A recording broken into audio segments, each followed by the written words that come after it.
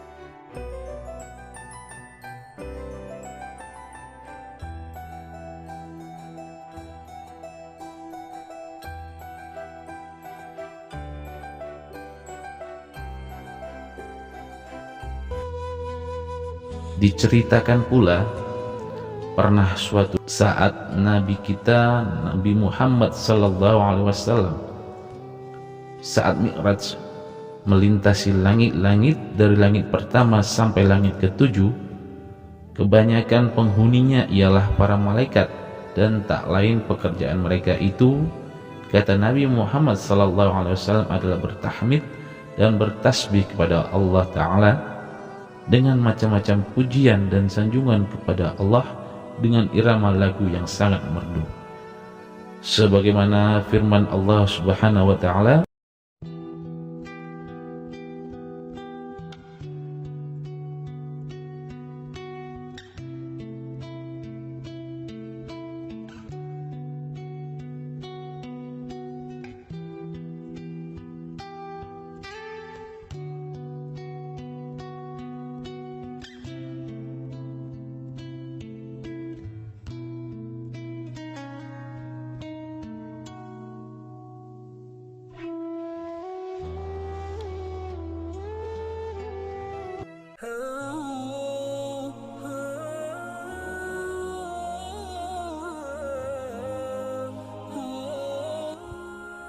dan dalam perjalanan Mi'raj Rasulullah tersebut dikatakan bahwa Rasulullah melihat di arsy-Nya Allah tidak lain penghuninya ialah para malaikat.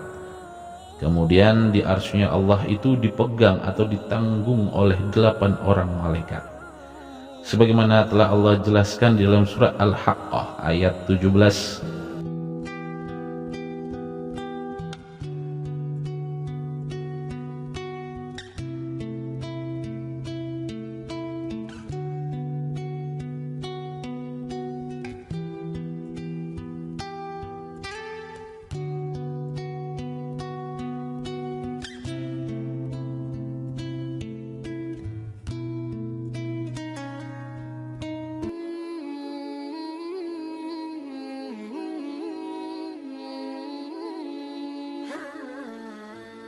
Dan malaikat itu juga mempunyai kekuatan yang sangat luar biasa, di mana ketika Tuhan akan menyiksa umat Nabi Lut alaihissalam, yang sudah sama-sama kita ketahui bagaimana kisahnya, di mana mereka sudah sangat kelewatan batas, yaitu mereka melakukan suatu tindakan yang teramat-amat hina, di mana mereka suka melakukan hubungan sesama jenis.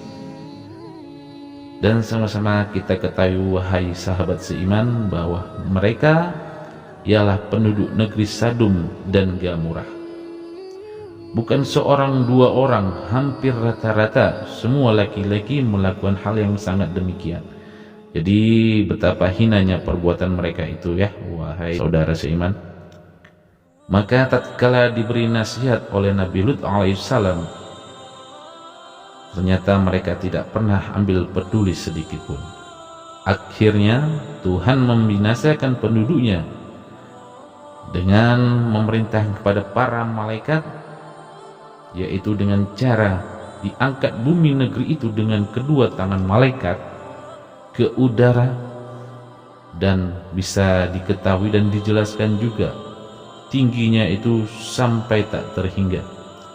Lalu saat di posisi di atas yang sangat tinggi tersebut, kemudian dibalikkanlah ke bawah posisi tanah tersebut, seperti orang membalikkan tampah, maka berpelantinglah rumah-rumah dan manusia serta penghuni wilayah tersebut.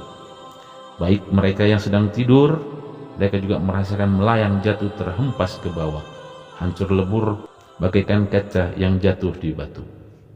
Demikianlah kekuatan tenaga malaikat yang sebenarnya sangat luar biasa. Di antaranya yang wajib kita ketahui ada beberapa nama malaikat serta tugasnya. Malaikat Jibril yang bertugas menyampaikan wahyu kepada tiap-tiap rasul, diketahui menyampaikan wahyu kepada Nabi Adam alaihissalam sebanyak 12 kali, menyampaikan wahyu kepada Nabi Idris alaihissalam sebanyak 4 kali, menyampaikan wahyu kepada Nabi Ibrahim alaihissalam sebanyak 40 kali, dan malaikat Jibril menyampaikan wahyu kepada Nabi Yakub alaihissalam sebanyak 4 kali, menyampaikan wahyu kepada Nabi Musa alaihissalam, malaikat Jibril menyampaikan wahyu tersebut sebanyak 400 kali.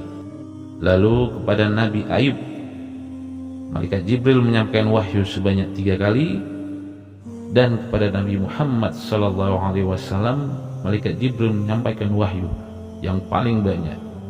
Jadi diketahui oleh beberapa ulama, wahyu yang diterima oleh Nabi Muhammad SAW yang dibawa oleh Jibril ialah sebanyak 24.000 kali. Demikian dikutip daripada kitab Nuruz Zolam oleh Syed Tohirir, dikutip daripada kitab Bahjatul Wasail karangan Imam Ad-Da'ilami. Lalu malaikat yang kedua ialah malaikat Mikail yang bertugas mencatat pembagian rezeki dan yang menurunkan hujan pula. Selanjutnya malaikat Israel yang bertugas untuk mencabut nyawa. Sesungguhnya malaikat Israel ini konon dikatakan ialah kepala daripada sekalian malaikatul maut atau rajanya sang malaikat pencabut nyawa.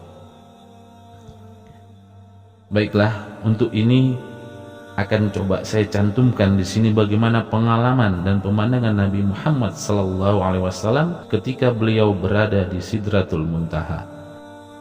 Dan perlu diketahui, saudara seiman semuanya, Sidratul Muntaha ini posisinya berada di langit yang ketujuh.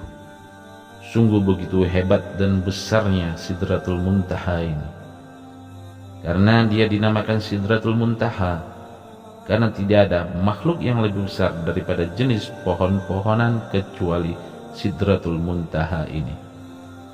Kesimpulannya, di langit yang ketujuh, sedang ujung cabang yang paling atas adalah posisinya berada di bawah Arsy, dan di bawah Sidratul Muntaha terletaknya surga, sebagaimana diterangkan Allah Subhanahu wa taala dalam surat An-Najm.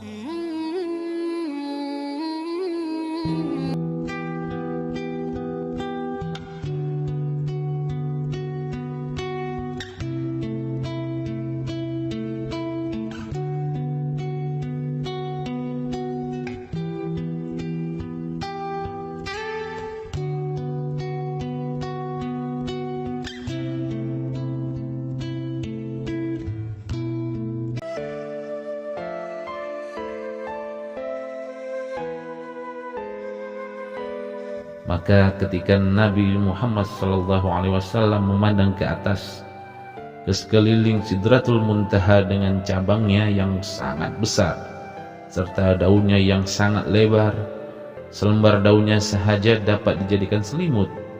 Daunnya hijau dan lemas bagai sutra. Dikatakan di atas tiap-tiap lembar daun duduk seorang malaikat.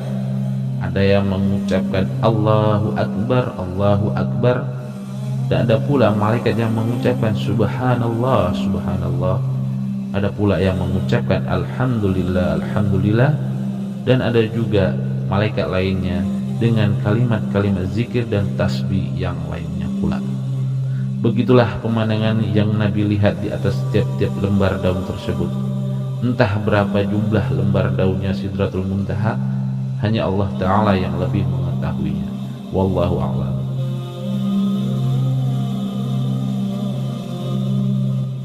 Kemudian di dalam perjalanan Mi'raj Nabi Muhammad sallallahu alaihi wasallam, apa saja yang Nabi lihat? Maka di bawah tiap-tiap lembar daun itu tertulis nama-nama orang. Nama orang itu siapa, bin apa, umur berapa, lama di dunia, kapan sampai waktu ajalnya pula, malam atau siang, dan di mana tempat dia akan mati atau menutup hayatnya. Apabila orang yang mempunyai nama tersebut sudah dekat ajalnya, maka warna daun tersebut berubah menjadi kuning. Dan dikatakan pula, di mana detik-detik orang itu akan sampai pada ajalnya, maka daun itu lepas dari tangkainya, lalu malaikat yang duduk di atasnya membawa daun tersebut kepada malaikat Israel. Kemudian malaikat Israel menitahkan malaikat ini untuk mencabut nyawa orang itu sebagaimana yang tercantum namanya di dalam daun itu. Itulah pekerjaan daripada malaikatul maut. Jadi buat tiap-tiap orang satu malaikatul maut.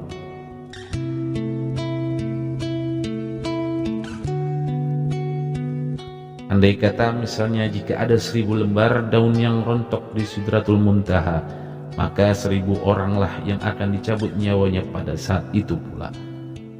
Dan 1000 malaikat pula yang turun ke dunia untuk mengemban tugasnya dalam mencabut nyawa daripada lembaran daun yang jatuh tersebut. Lalu ada malaikat Israfil yang ditugaskan meniup trompet sangkakala di hari kiamat kelak, supaya manusia bisa hidup kembali.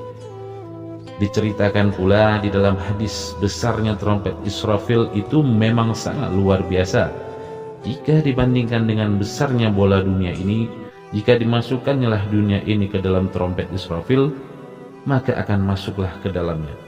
Sungguh sangat luar biasa besarnya trompet malaikat Israfil ini.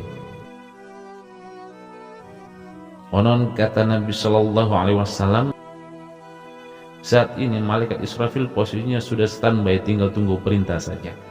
Sudah siap-siap menanti komando daripada Allah untuk meniup trompet tersebut. Karena tugas Israfil untuk meniup trompet itu pada saat-saat kiamat 3 kali dalam peniupan trompet tersebut. Adapun alim ulama mengatakan, tiupan pertama untuk membinasakan penduduk dunia hingga mati semuanya. Lalu tiupan kedua daripada malaikat Israfil bertujuan meratakan dunia sehingga menjadi daratan seluruhnya. Dan tiupan ketiga malaikat Israfil dengan tujuan membangkitkan manusia hidup kembali, dan itulah tugasnya malaikat Israfil. Lalu ada malaikat Ridwan, di mana tugasnya menjadi penjaga surga. Dan kita sudah sangat-sangat mengetahui, wahai sahabat beriman, bahwa beribu-ribu malaikat yang ada untuk mengurus surga, namun malaikat Ridwan ialah sebagai kepalanya atau pemimpinnya. Dan ada pula malaikat Malik Zabaniyah. Sama-sama kita ketahui malaikat Malik bertugas menjaga neraka. Lalu ada malaikat Raqib dan Atid. Kedua malaikat ini sudah kita bahas di pembahasan awal, di mana tugas keduanya untuk mencatat daripada amal perbuatan baik dan buruk manusia pada saat di dunia. Dan ada malaikat Munkar dan Nakir yang dimana ditugaskan, mempunyai tugas daripada Allah Subhanahu wa Ta'ala untuk memeriksa atau menanyakan manusia yang sudah masuk ke alam kubur. Subhana rabbika rabbil izzati amma yasifun, wassalamun alal mursalin, walhamdulillahi rabbil alamin.